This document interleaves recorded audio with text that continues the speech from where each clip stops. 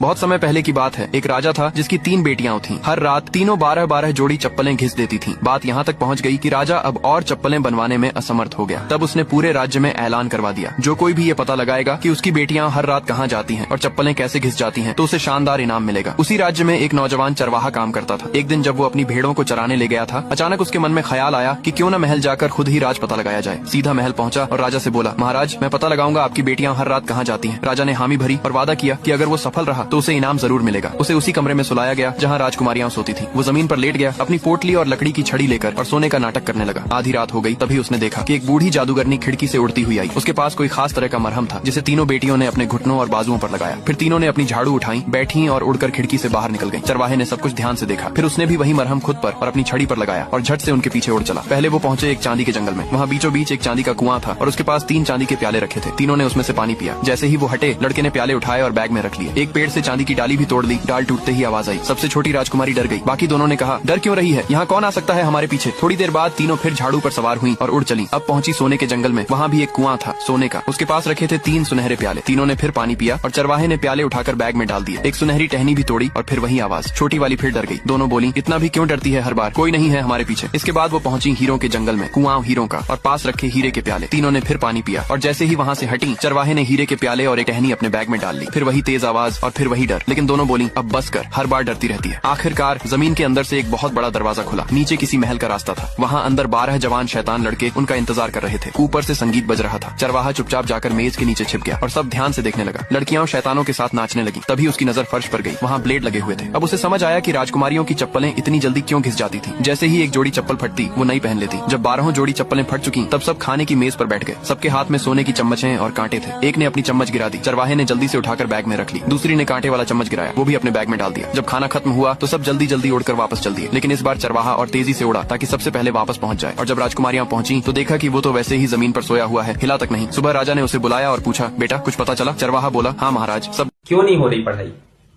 Exam बगल में आ गया, लाइफ में कुछ करना है।